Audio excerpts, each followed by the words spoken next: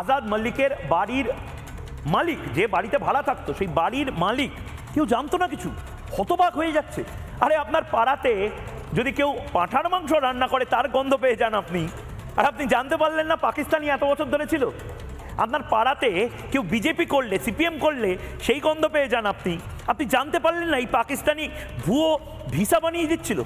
আপনার পাড়াতে কখন কোন ছেলে তার প্রেমিকাকে নিয়ে আসছে, কখন কোন মেয়ে তার প্রেমিককে নিয়ে আসছে, সমস্ত খবর আপনারা পাড়ার মোড়ে বসে পেয়ে যান। আপনি এটা জানতে পারলেন না, পুলিশ জানতে পারলো না যে পাকিস্তানি এত বছর ধরে বিরাটির এই পাড়াতে বসেছিল।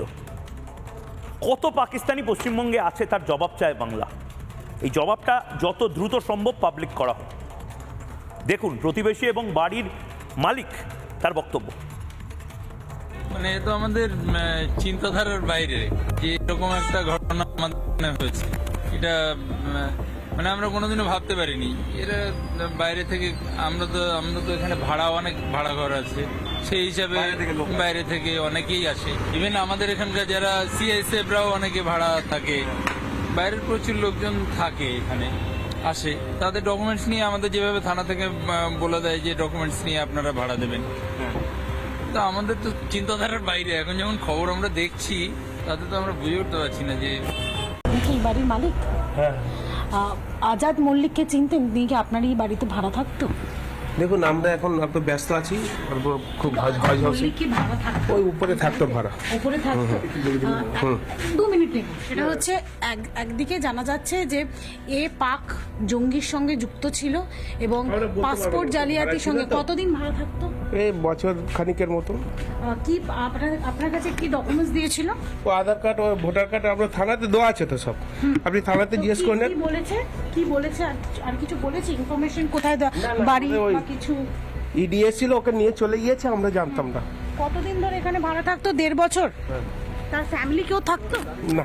একটু দাঁড়িয়ে যান, আমার সময় নেই, আমি হাজ হাউসে যাচ্ছি। তার ফ্যামিলির কেউ থাকতো?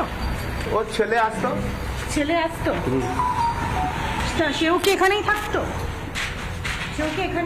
দাদা, পাসপোর্ট জালিয়াতি এবং তার সঙ্গে পেহেলগাঁও হামলা, পাক জঙ্গি, সে পাকিস্তানি নাগরিক, কোন রকম ভাবে আতঙ্ক লাগেনি আপনাদের?